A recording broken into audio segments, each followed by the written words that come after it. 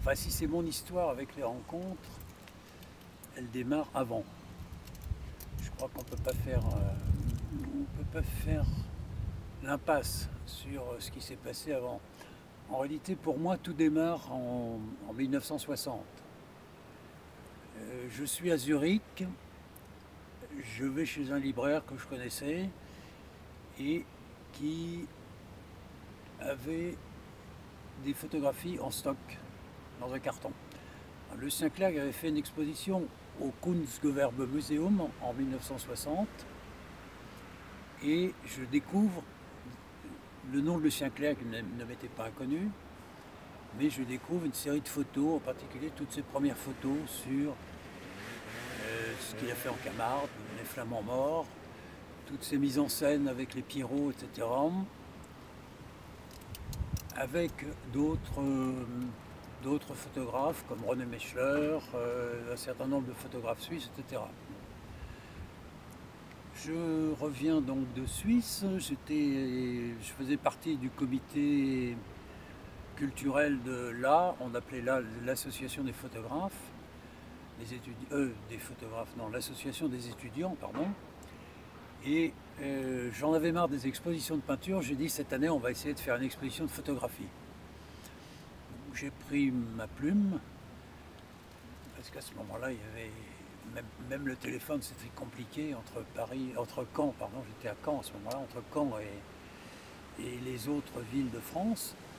Donc je prends ma plus belle plume et j'écris à Lucien Clerc et à certains autres,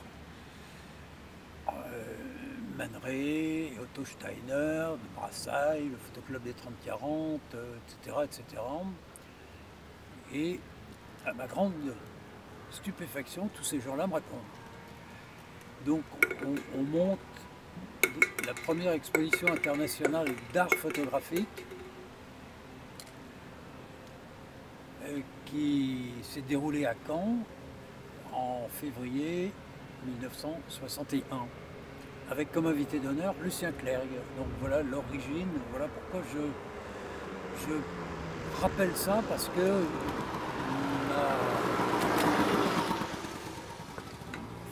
ma collaboration, je vais dire même plus, mon amitié avec Lucien Clerc remonte à cette époque-là.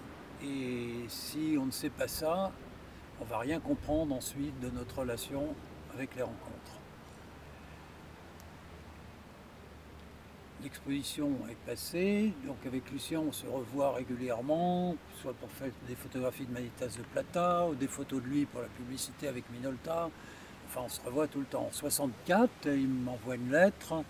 On se voyait à Paris de temps en temps, parce qu'à ce moment-là, j'étais à Paris pour terminer mes études. Et il me dit, écoute, on va monter le premier département photographique au musée Réatu à Arles. Donc je fais appel, j'ai écrit 400 lettres à des photographes, et donc tu vas me donner des photos pour ce musée. Et effectivement, ça a très très bien marché. Il y avait comme base la collection Weston, ils avaient eu un leg de Weston. Il y avait la Weston, et puis tous les photographes qui connaissaient ont donné effectivement des photographies pour ce musée. Donc sa première étape, la relation qui continue avec Lucien. Donc les rencontres, on est dans les rencontres. 68 arrive mai 68, au Festival d'Avignon, pas de festival naturellement, un événement de mai 68, mais il y a une exposition sauvage, je pense qu'il y avait Agnès Varda et compagnie, etc. Et surtout en 1969, il y a John Craven qui avait organisé toute une série de projections spectaculaires au cours du Festival d'Avignon. Alors Lucien Clerc, il a vu ça et il a dit à son ami Rouquette, je vais le dire avec l'accent, au Jean-Maurice, la photographie c'est Arles, c'est pas Avignon, il faut qu'on fasse quelque chose. Et donc il va voir le comité des fêtes d'Arles, et pour des raisons, pour certaines raisons, ça a arrangé le comité des fêtes d'Arles, la photographie arrive effectivement pour contrer certains personnages qui les embêtaient un petit peu. C'est comme ça que sont nées les rencontres. 1969, première rencontre. Je n'ai pas pu y assister parce que cette année-là, j'étais en train de faire un stage avec Denis Briat et Jean-Pierre Sud à Beaulieu. Et on a tourné la 9e Chambre Noire avec Michel Tournier. Voilà. 70 des rencontres, Lucien m'en parlait, je n'ai pas pu venir parce qu'il y a un reportage de 1 an en Tunisie, de 1 mois en Tunisie. Et donc, j'ai laissé passer. 71, je fais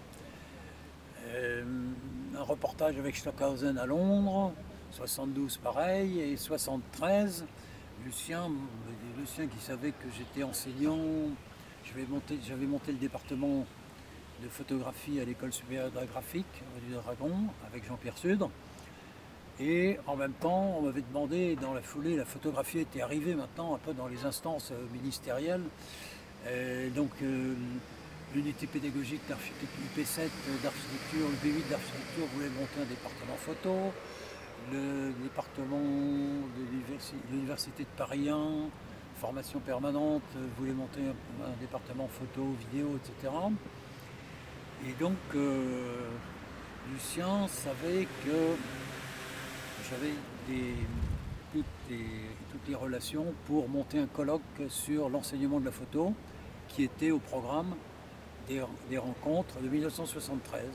Donc il me demande de monter ce colloque, ce que j'ai fait naturellement. Je suis arrivé et de fil en aiguille, toi tu sais faire monter les projections, effectivement les projections, pendant que la petite équipe continuait à prendre son dessert, moi je sortais, je prenais les paniers de carrousel, je montais l'écran parce qu'on était passé à ce moment-là des premières projections dans la cour de l'archevêché. Projection modeste sur un écran, mais bon, pour montrer effectivement le côté disons amateur passionné, j'ai des photographies de, par exemple, Jean-Pierre Sudre et Jean Diozède qui amènent l'écran et le projecteur dans leur voiture. Donc, les rencontres se passaient encore comme ça, finalement. Donc, 73, 74. Alors, 74, il arrive une chose que Lucien m'a raconté. Je ne sais pas, je pense qu'il a donné 1 ou 2 interviews là-dessus. Il y a certaines personnes que les rencontres d'Arles dérangeaient, disons. Des personnes très importantes dans le milieu parisien et qui voulaient absolument que les rencontres arrêtent. Donc ils avaient persuadé un certain nombre de photographes comme Brassailles de ne pas assister à ces rencontres-là. Et donc les rencontres auraient dû normalement se terminer. Il y a un personnage qui a sauvé tout, c'est Ansel Adams. Ansel Adams, qui était rarement sorti de sa région en Amérique, tout d'un coup accepte de venir aux rencontres. Pourquoi? Je ne sais pas. Certainement parce que Lucien avait fait des stages, ce qu'ils appellent des workshops. Le nom restera, le mot workshop est venu de là. Je me rappelle, Lucien m'a dit, bon, on le traduit comment ça? J'ai dit, je ne sais pas, comment, stage, etc. Bon, finalement, on va garder le mot workshop. Hein. Voilà. Et donc, Ansel Adams accepte et Brassailles, qui avait refusé, dit à Lucien, si M. Ansel Adams décide de faire le voyage des États-Unis à Arles, je me dois de venir l'accueillir. Et à ce moment-là, la situation se débloque complètement. Les autres photographes acceptent aussi de venir. Et Lucien, les rencontres sont sauvées.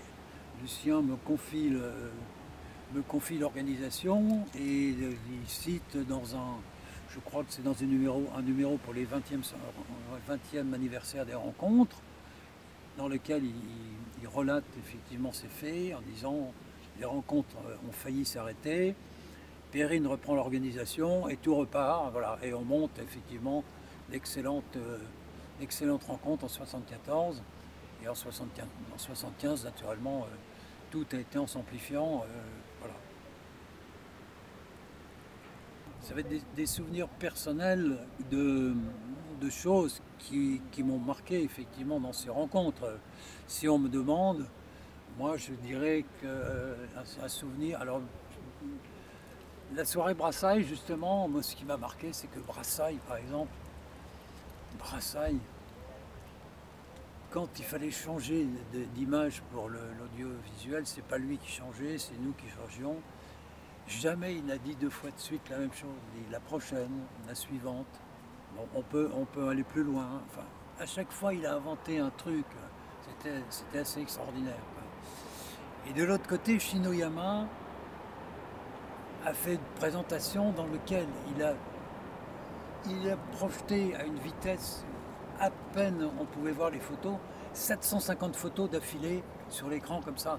Donc les gens étaient complètement assommés de voir ça. Ils ont été un peu... Bon, ils n'avaient jamais vu ça. Autre souvenir des 75 où on était encore dans... Deux souvenirs de 75 où on était encore dans la cour de l'archevêché. La soirée Eugène Smith. Il avait plu toute la journée. Je ne sais pas pourquoi, une intuition vers 20 h le soir. Je téléphone à la météo à Marignane en leur disant comment se présente la soirée. Et les gens me répondent, bon, on va avoir vraisemblablement une éclaircie entre 21 h et 23 h. Bon, je le dis à Lucien perplexe parce qu'on avait une solution de repli, on avait déjà tout transporté au Palais des Congrès pour faire la soirée au Palais des Congrès, mais enfin, moins sympathique que dans la cour de l'archevêché. Et Lucien m'a dit, on tente le coup, tu vas me trouver 3 petites mains, on va essuyer les chaises, et puis on va tenter la soirée. Effectivement, on a démarré la soirée, et Smith, Minamata, le drame de Minamata avec le Mercure, ce qu'il avait photographié. Il faut dire que pour avoir photographié le Mercure, Smith, par un gang, il a été laissé pour mort sur les quais. Bon, il y a quelqu'un qui l'a repéré, qui l'a sauvé, mais enfin, il en a gardé des maux de tête jusqu'à la fin de sa vie. À mon avis, il est mort en partie à cause de ça, quoi. Et donc, Smith raconte effectivement Minamata, le Mercure, et à la fin de sa projection, la pluie se remet à tomber tout doucement. Toute la salle pleurait, mais personne ne s'est levé, tout le monde est resté sous la pluie. Vraiment, c'est vraiment un souvenir absolument extraordinaire. Un autre souvenir, Ansel Adams. Alors, naturellement, dans cette cour de l'archevêché à Arles, avec l'humidité, quand on projetait les diapositives, avec la chaleur, il y avait de la buée qui venait à chaque fois. Donc avec le technicien de Letz, il avait trouvé un truc, il avait pris le casque séchoir de sa femme et on mettait les projections LED, c'était pas des carousels ronds, c'était des paniers allongés. On mettait les paniers sous le casque séchoir de sa femme, donc on préchauffait les paniers, si bien que effectivement, il n'y avait rien qui se passait, etc. Mais Ansel Adams avait voulu changer les photos lui-même. Donc, on avait déroulé un câble de 50 mètres entre la cabine de projection qui était dans le fond de la cour de l'archevêché. Donc la cour de l'archevêché, pour situer pour ceux qui savent, quand on entrait, la cabine de projection était sur la droite et l'écran était sur la gauche. Et il y a un souvenir parce que cette année-là, on était passé d'un petit écran au grand écran de 8 mètres de base. Donc je termine Ansel Adams, je vous raconterai après le passage du petit écran au grand écran. Alors donc Ansel Adams, on avait fait un câble, mis un câble et il avait donc la télécommande. Mais Ansel Adams, il appuyait sur n'importe quel bouton, en particulier le bouton de mise au point. Donc moi j'étais derrière le projecteur et j'ai essayé de rétablir la mise au point. qui, qui faisait. Bon, alors, on a trouvé un truc. Le lendemain, on a refilé la télécommande à un autre photographe. Mais là, on avait fait un truc. Chaque fois qu'il appuyait le bouton, ça ne changeait pas les photos, mais ça allumait une lampe. Et c'est nous qui appuyions sur le bouton. Comme ça, on était sûr. Alors justement, le passage de ce grand écran, c'était extraordinaire. C'est moi qui m'en suis chargé. Et j'ai fait des tests avec les différents projecteurs pour voir un peu si la luminosité était suffisante, quelle optique il fallait, s'il fallait enlever le filtre anticalorique, etc., etc. Et je suis vraiment resté, c'était l'année Man Ray, donc 76. Alors anecdote aussi, anecdote Man Ray, on attendait que le bon vouloir de l'agent de Man Ray, comme les photos n'arrivaient pas pour la projection, j'avais le bouquin de Man Ray en hélio, et je me suis tout tapé les reproductions en Kodachrome. À ce moment-là, il y avait un poste de développement Kodachrome à Aix, et donc j'ai eu les Kodachrome. Et dans les essais, je me rappelle, j'ai projeté une photo de Man Ray, c'était une photographie de Schoenberg en buste. Et vraiment, quand j'ai vu ce buste sur 8 mètres de haut, je crois que je suis bien resté 5 minutes assis là, sur un muret à regarder ce truc-là, parce que c'était vraiment extraordinaire le passage. Bon, j'avais vu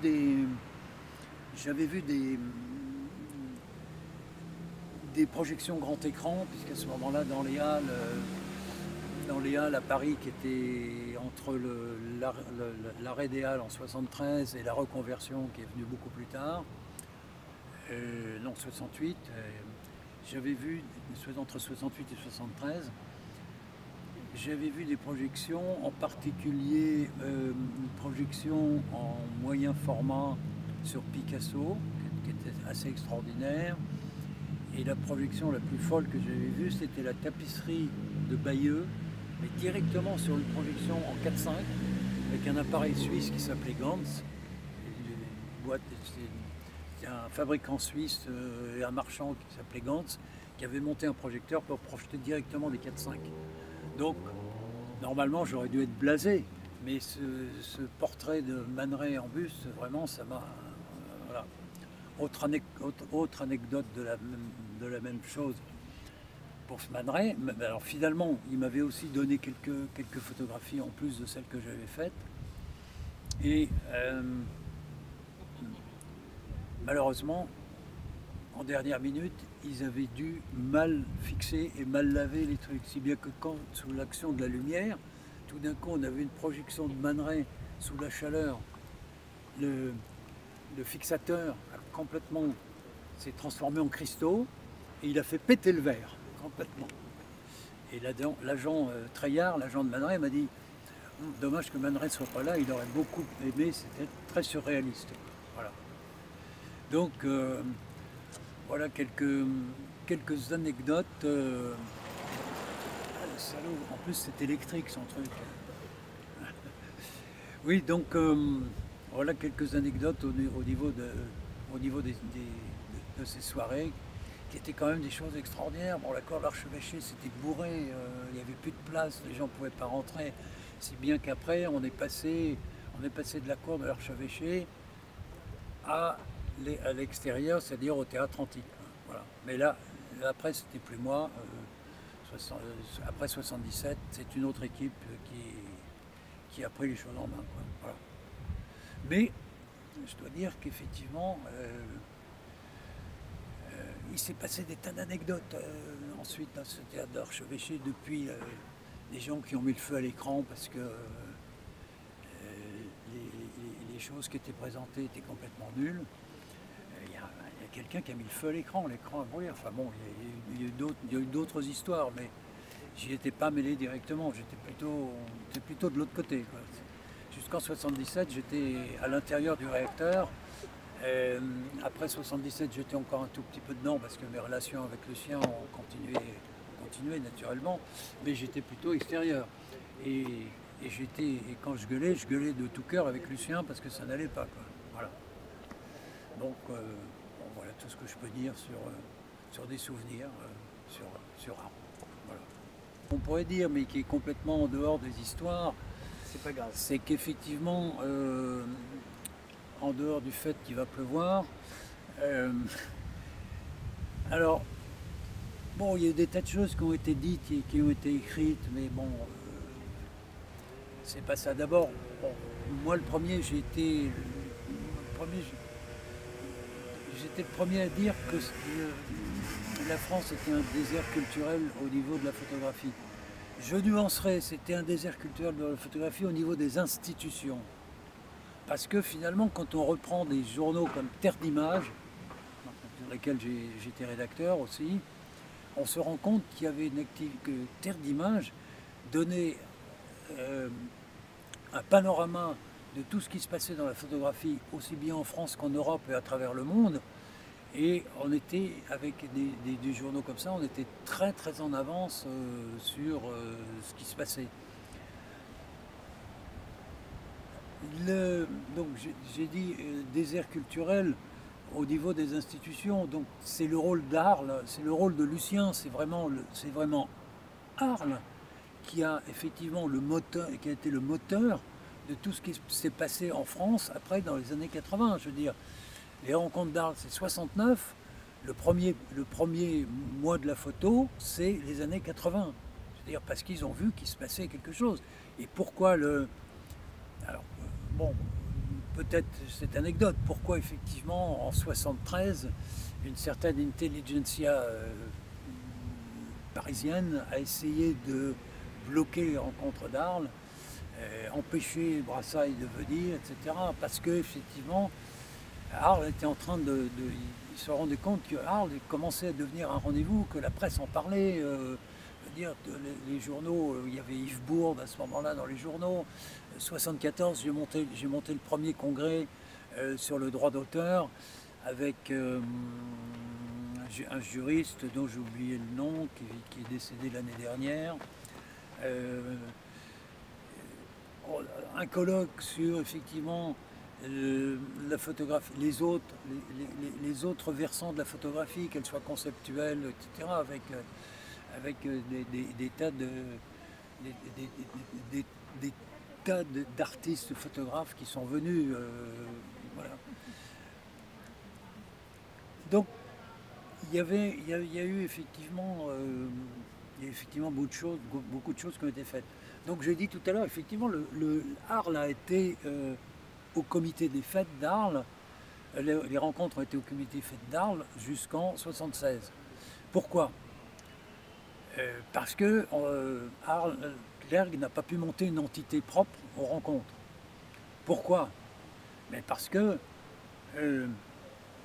la photographie au ministère, on disait, mais non, on n'a pas de ligne photographique au ministère, on ne peut pas vous donner de budget. Bon, il se trouve que Clergue, de son côté, connaissait beaucoup de gens et essayait de rentrer. Il se trouvait que de l'autre côté, moi, parce que j'étais photographe du Festival d'automne, je connaissais très très bien Michel Guy. Et je me rappelle que, je crois que c'est le 20 février 1974, dans un concert de musique contemporaine à l'espace Pierre Cardin, Michel Guy me dit en 75, je vais faire un bilan du troisième quart de siècle en peinture, théâtre, danse, etc. Et je lui dis, mais et en photographie aussi. Et là, il me regarde, il me dit en photographie. J'ai dit oui, en photographie, on a quand même une photographie humaniste d'après-guerre avec des grands noms, Doisneau, Willy Rollis, Cartier-Bresson, Bouba, etc. Et on a quand même les plus grandes agences qui sont dans le monde, qui sont en train d'être créées, etc. On a Magnum, qui n'est pas français, mais qui a une bonne base en France. Et puis on a Gamma, et puis on a toutes ces... Et finalement, au bout d'un quart d'heure, 20 minutes de discussion, je me vois encore, c'était dans l'escalier de l'espace Cardin. Il me dit finalement, vous avez raison, je ferai la photographie bilan du troisième quart de siècle. Bon, là on est en février, avril, mort de Georges Pompidou, et donc Michel Guy est appelé secrétaire d'État à la culture. par Giscard d'Estaing. Donc je le revois de temps en temps parce que effectivement j'étais photographe de la musique, donc les festivals de La Rochelle, de Royan, Michel Guy faisait ses apparitions, donc on parlait photos, etc. Ah, il vient faire les états généraux du théâtre, donc Lucien Clerc me dit on va y aller, on va lui parler. Donc j'ai la photo de Michel Guy perché et Lucien Clerc dans un coin de la photo. Bon, on n'a pas pu lui parler parce que naturellement il y avait tout le théâtre qui était là. Lucien me dit bon écoute on va aller à Aix-en-Provence, on le verra à l'entracte des... Bon, effectivement on l'a vu à l'entracte. Donc Michel Guy nous a dit ben, je ne peux pas venir là maintenant parce que je suis pris, mais je vais aller à Arles, effectivement. Bon, à ce moment-là, les rencontres, c'était 10 jours, 15 jours, etc. Et il est venu, effectivement, à la fin des rencontres, il est venu voir, et il est revenu les années d'après. Donc il s'est rendu compte petit à petit que la photographie, c'était quelque chose. Bon, et à chaque fois que je le rencontrais à un concert ou ailleurs, je ne manquais pas de lui rappeler, naturellement. À tel point que dans Le Monde, il y a eu un papier, finalement, quand il a annoncé la photo, il a dit j'étais effectivement sollicité par quelques personnes. Bon, je me suis reconnu, naturellement. Et il a surtout visité l'exposition de l'ICP. Il avait de la photographie sur 3 étages.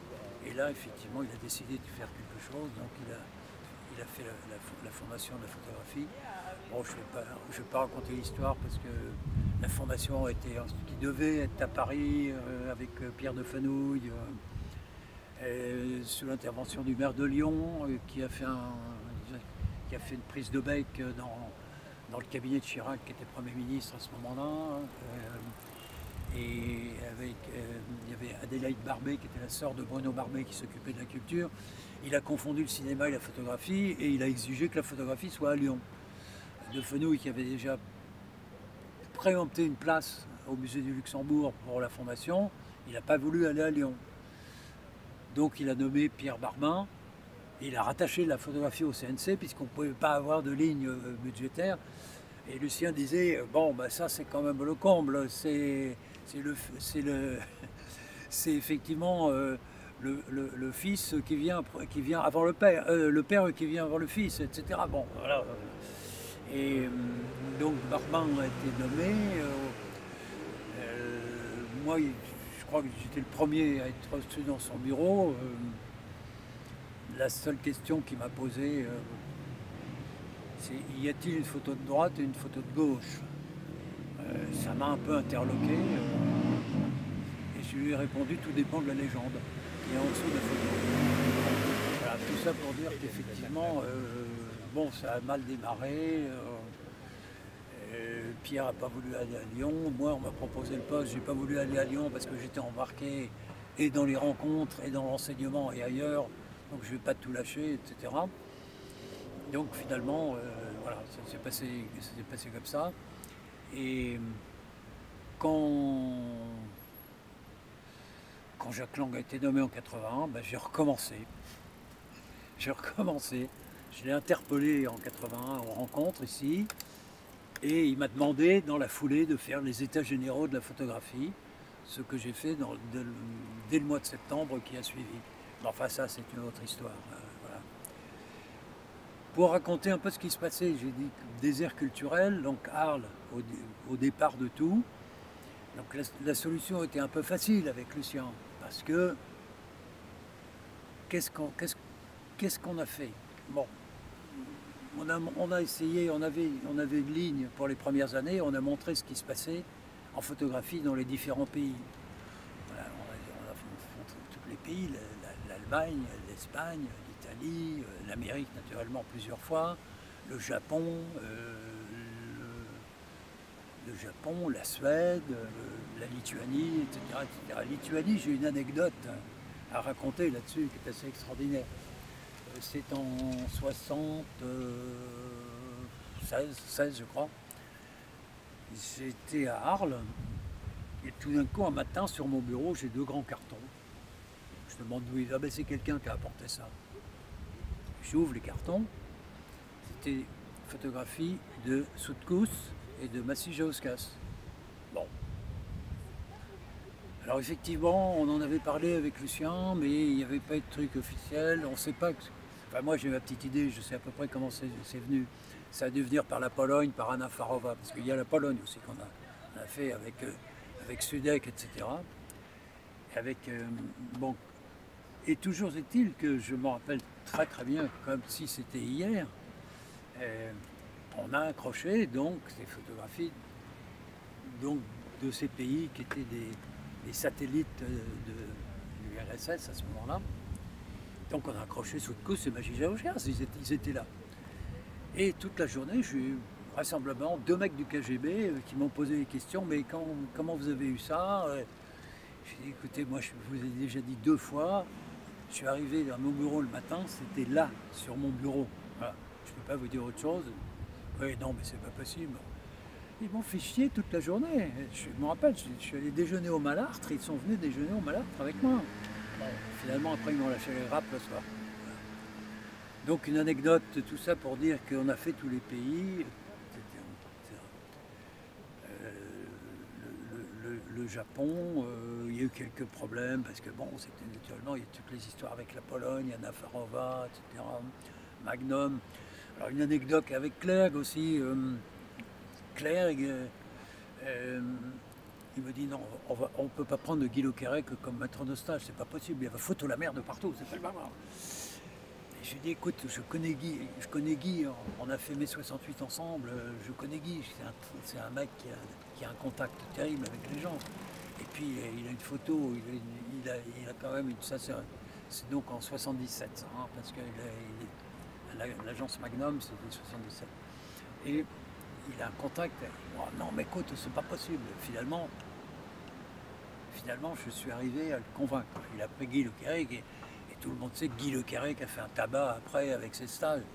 Bon, qu'entre parenthèses, ça l'a aidé à rentrer à Magnum aussi, hein, parce que Ribou était là, il l'a observé et il l'a fait rentrer à Magnum très rapidement. Autre chose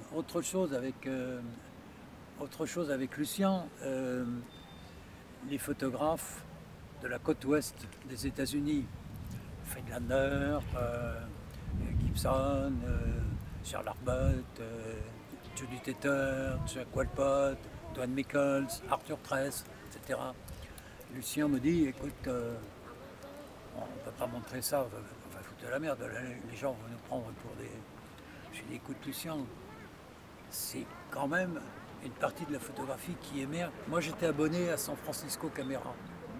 Donc je savais ce qui se passait aux États-Unis là-bas. Grâce effectivement au centre culturel américain, Don Foresta, donc que j'avais connu et que j'allais voir toutes les expositions avant. Je dis Lucien, mais c'est un truc de la photographie. On doit le montrer. Mais il ne voulait pas. Non, tu te rends compte un peu par rapport à ce qu'on a. Finalement, il l'a montré et ça s'est très bien passé, quoi. Même, ils étaient là dès le début. Hein.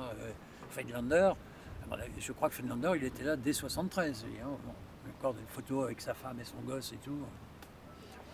Et donc, voilà. Donc, tout ça se passait très bien. En 77, naturellement, on devient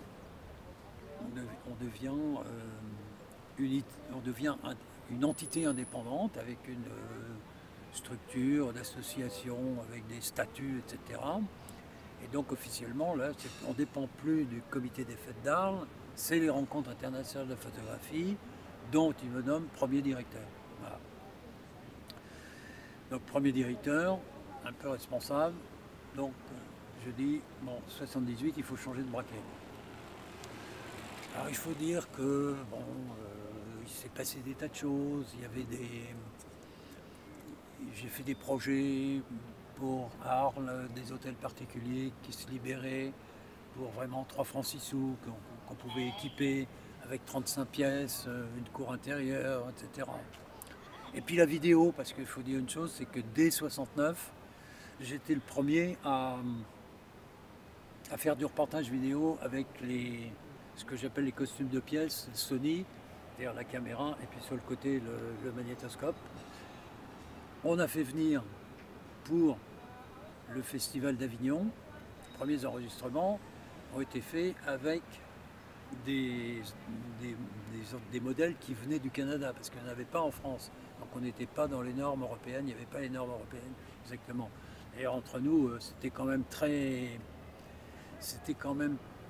très fragile, parce que pour tourner, là, par exemple comme ça, il fallait vraiment mettre des parapluies au-dessus pour les protéger du soleil. Bon. Donc j'étais très mêlé à cette vidéo, j'avais fait un projet pour effectivement déjà mêler la vidéo dans les rencontres d'Arles.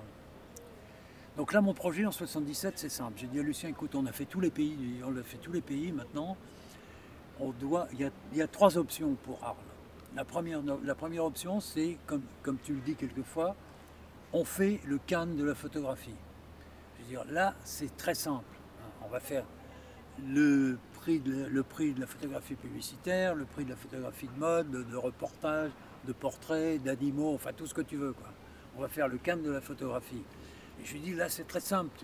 Tu fais la publicité, par exemple, tu demandes à Bleustein-Blanchet d'être président du jury.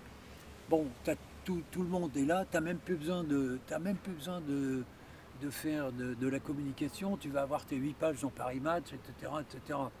Je dis, il y a seulement une chose, c'est que moi, je ne sais pas faire, il faut un professionnel. Si tu veux que ça marche, ça, tout ce qu'il y a jusqu'ici, je peux le faire, mais là, il faut vraiment que tu prennes quelqu'un qui te montre ça.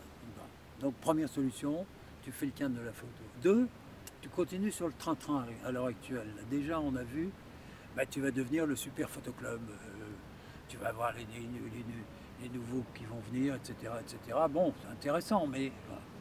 Moi, j'ai une 3e voie. J'ai dit, Arles, on a montré maintenant des pays, on a montré des trucs. Maintenant, Arles doit être capable de monter ces grosses expositions pour les faire circuler dans le monde. Alors, mon but, c'était, Arles monte une grande exposition qu'on va échanger avec une exposition en Amérique ou en Allemagne ou en Espagne ou en Italie ou au Japon, enfin peu importe, des choses qui nous intéressent. Et donc chaque année on va avoir un socle de 1 ou 2 expositions très fortes qui vont te permettre déjà d'en mettre une en plus à Pâques. Donc à Pâques, à mon avis, si tu fais une grande exposition avec des grands noms et sur un thème porteur, tu vas avoir les gens qui vont venir déjà, c'est sûr. Et donc, mon premier projet, c'était, je me rappelle très bien, c'était l'influence de la photographie de mode sur l'esthétique en photographie. Bon, à ce moment-là, bon, ils étaient bien moins connus que maintenant, mais quand même, on avait des gens comme Avedon, Penn, Miro,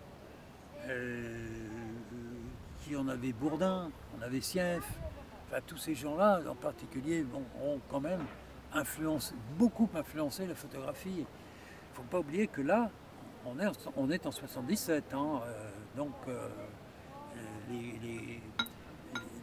ces noms-là ne sont pas encore connus. Alors bon, mon projet est écarté.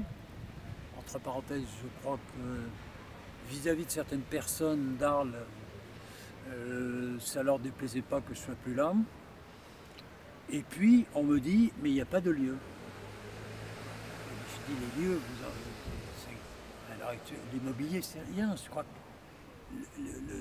l'hôtel particulier dont je parlais, je crois que c'était 35 000 francs nouveaux pour tout ce truc-là. C'était rien, je veux dire. Nous, on a eu un budget comme ça de mémoire, hein, c'est à vérifier, 45 000, mais pour les premières rencontres, hein, en 77. Bon, cette année, on est quand même à 7,5 millions d'euros. Hein, bon, voilà. Et en 77, on a accroché 3500 photos, on a fait 12 soirées, on a fait 6 colloques, et on avait trouvé le moyen de faire un journal bilingue sur les rencontres d'art. Bon, tout ça parce que c'était des copains, c'était des bonnes volontés, c'était des gens. Le journal, c'est Anne Crémieux qui m'a dit je m'en occupe, etc. etc. Je veux dire, bon, c'était la rencontre avec un grand air, quoi. Tout le monde était là. Bon, total, on me dit il n'y a pas de locaux. Bon, en 2020, pareil, on me dit il n'y a pas de locaux. C'est-à-dire, s'ils avaient créé des locaux à ce moment-là, et à des prix qui pouvaient leur permettre de faire des locaux, on aurait, bon, je veux dire, à un moment, Ebel a buté sur la moitié, un tiers de son programme, parce qu'il avait Gourski qui n'est pas venu à Arles, parce que Arles n'avait pas les normes muséales pour accueillir une exposition Gourki. Et il y en a d'autres qui ne sont pas venus à cause de ça. Donc, je veux dire, c'est pas...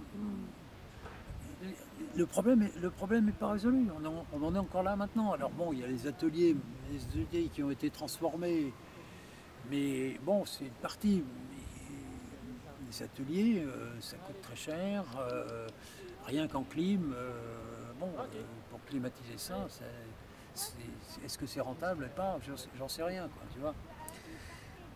Donc toujours est-il que, donc 77, une rupture, au revoir, voilà. Donc 78, je ne suis pas venu. Ça s'est très mal passé. Les rencontres ont encore une fois failli s'arrêter. Bon, et en 79, Lucien m'a dit, bien avant 79, même 77, Lucien m'a dit, tu connais Alain Desvergnes? J'ai dit, bah oui, je le connais. On a fait un colloque sur la communication ensemble à Poitiers en 1965 ou 6 ou 7, je ne sais plus exactement, ou 8. Et donc je connaissais Alain, professeur en fac, au Canada, bon, un mec sérieux, qui connaissait la photo et tout. Je dis, il n'y a pas de problème. Et donc Lucien, il l'a nommé directeur des rencontres, et en même temps, comme il était prof, il a démarré l'école, il a su démarrer l'école aussi. Donc, voilà, donc après la suite, la suite, moi je l'ai vécu un peu comme spectateur, quoi, sauf pour les 40 ans où Ebel nous a fait effectivement a été reconnaissant. Il a demandé à tous les directeurs de choisir un photographe pour effectivement le vote du jury. Et bon, moi j'ai présenté Léon Herbstreit, c'était pas un photographe émergent, mais c'était un photographe avec lequel j'avais travaillé et dont l'œuvre n'était pas assez, un peu de sa faute d'ailleurs, hein, dont l'œuvre n'était pas assez connue. Et effectivement, l'exposition qu'il a montée était une exposition assez intéressante. Mais donc François a eu cette reconnaissance, ce qui n'a pas été le cas pour les 50 ans, quoi. Voilà. 50 ans, 50 ans, on n'existait pas. On va demander, avec le reportage photographique que j'ai, surtout sur Arles, les gens qui sont là, parce que on a quand même connu tous les monstres. C'est quand même incroyable. Je veux dire, prendre un pot avec Eugène Smith sur une table. Jean-François Leroy m'a dit, je vous voyais là tous les deux, j'avais très envie de venir, mais c'était quand même des choses incroyables. Chez Pataronne, Karch, Kertész en train de trinquer, Karch, Kertész, Karch, Smith,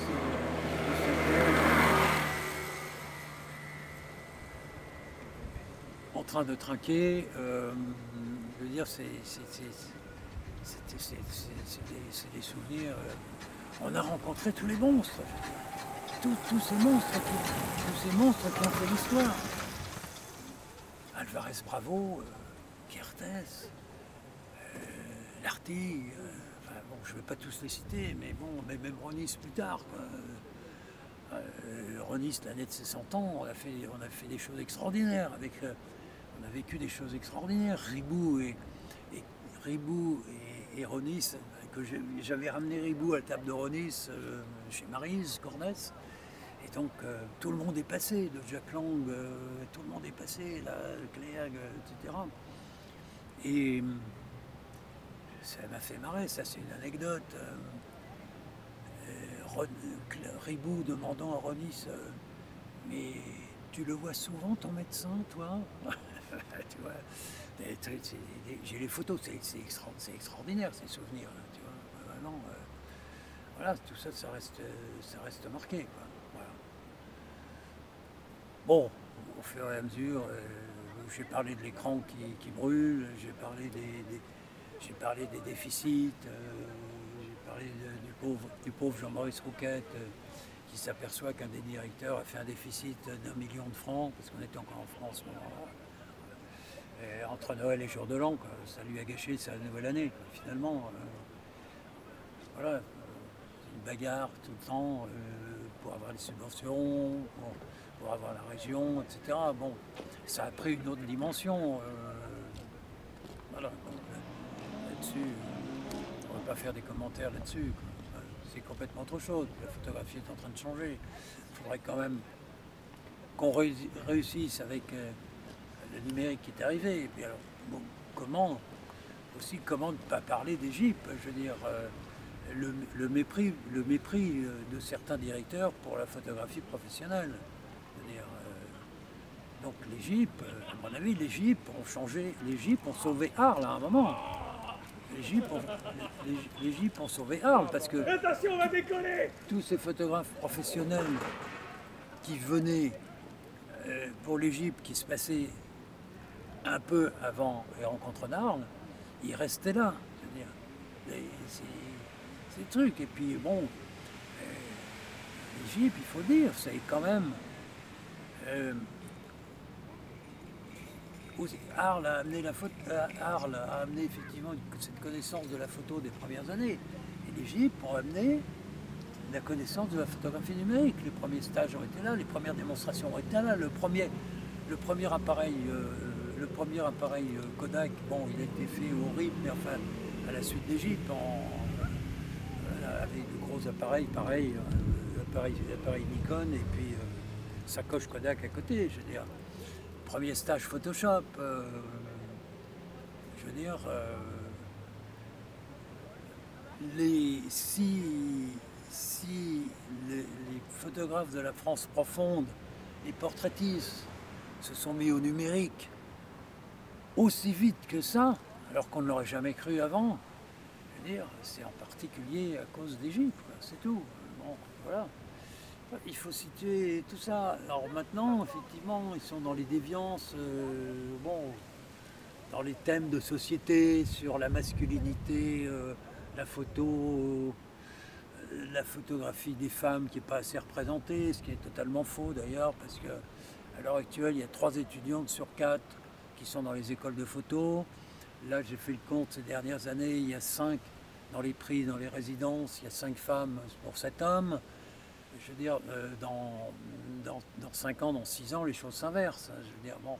Mais ce sont des thèmes d'époque, on n'y peut rien, il suffit de voir les rencontres cette année dedans. Alors, moi je dis, il va falloir un peu se pencher sur la redéfinition, qu'est-ce que la photographie, qu'est-ce que ça englobe, quelles sont ses limites. Puis tout le monde ne peut pas tout faire. Et déjà, il y a un peu des spécialisations dans les festivals, dans les rencontres. Bon, effectivement, Visa, c'est le photojournalisme, mais bon, le photojournalisme aussi, il faut le redéfinir. Bon, on sent qu'on est à un bout de quelque chose, et par contre, moi, je sens qu'il y a d'autres choses qui pointent derrière. Bon, photographie numérique, c'est plus ou moins fini. Toute une partie à l'heure actuelle qui nécessitait un savoir, comme la photographie. Je veux dire, il y a eu un déclic pour moi. Les années 80, la photographie, avant, il fallait savoir faire une photographie. La plupart des gens, ils avaient l'anxiété de savoir si leur photographie avait été bonne.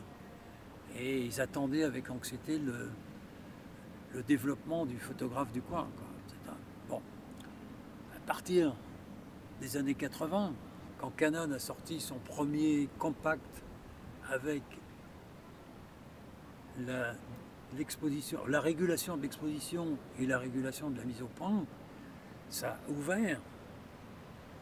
ouvert un champ au marché de la photographie. Il y a beaucoup de gens qui ont accédé à ça. Et au niveau de l'esthétique, c'est très important parce que toutes les années 80 ont été une déconstruction de tous les paramètres obligatoires de la photographie. La netteté, l'éclairage. Alors les mecs ils se sont amusés à faire du flou, ils se sont amusés à déclencher des flashs pour avoir plusieurs images en même temps. Ils se sont amusés à faire ce qu'on appelle des développements croisés entre les négatifs couleurs et les diapositives. Bon, et après, qu'est-ce qui est arrivé? Après est arrivé les tireuses plus grandes. On a commencé à avoir les agrandissements géants, un peu plus grandes, 1 mètre. Et puis après, quelques années après, les tireuses qui ont permis de faire du 2,20 m de large sur 10 mètres si on veut. Et tout ça, ça a modifié des esthétiques et de la photographie, etc. Et il n'y a pas de raison, ça va continuer avec l'intelligence artificielle. Toutes les techniques qui étaient compliquées, style Photoshop, etc. Indexation des photos, avec la reconnaissance d'images, intelligence artificielle, tout ça, on est sur des chemins qui sont en train de se dessiner et que personne n'explore pour le moment. Mais bon, voilà, voilà c'est un peu... C'est un peu un avenir de la photographie. Je crois qu'on est à nouveau là, peut-être Covid ou pas Covid, peut-être on va se reposer des questions. Quoi. Voilà. On est aussi d'un autre côté, il y a des tendances, on s'aperçoit qu'il y a un retour à l'argentique très net, que les procédés anciens reviennent, ce que j'appelle le néo-pictorialiste. Mais avec aussi là aussi des déchets, parce que bon, un mec il fait n'importe quelle photo de merde et il la vire au bleu en cyanotype, il croit qu'il a fait un chef-d'œuvre. En réalité, ça n'a absolument rien à voir. Il y a des gens comme il y a des photographes comme Flore par exemple qui virent leurs photos au thé parce que ça rappelle l'univers de Marguerite Duras, du Vietnam, etc. Là, ça a un sens. Mais bon, le néo-pictorialiste, c'est-à-dire le sténopé, tout ça pour le plaisir de faire de la gomme bichromatée, du platine palladium, etc. À mon avis, ça n'a pas de sens, quoi. Voilà. Et ça, à l'heure actuelle, il y a un brouillage complètement fou. On retrouve même dans le développement argentique toutes les normes complètement bidons qui circulaient quand on était obligé de travailler en argentique, que j'ai subi et que moi, heureusement, j'ai eu la chance de connaître. Bon, d'abord parce que mon background en photographie, je savais que la photographie c'était de la chimie et que les réactions chimiques, ça marche dans certaines, dans un créneau qui n'est pas très large, et au-delà ça ne marche pas ou ça donne autre chose. Et là, j'ai eu la chance de travailler avec Jean-Pierre Sud, qui avait travaillé toutes ces règles-là, qui se basaient sur des gens comme L.P. Clair, toutes les techniques anciennes, et donc qui avait réussi à asseoir tous ces procédés sur des normes vraiment très fiables. Et toute une école, et non pas de... On a entendu, à ce moment-là, on entendait le pire, surtout dans les photoclubs. Je veux dire, bon. Et là, ça va être la même chose. Il va falloir redéfinir sur des choses, repartir sur des bases saines, etc. Donc, toute une époque. Voilà.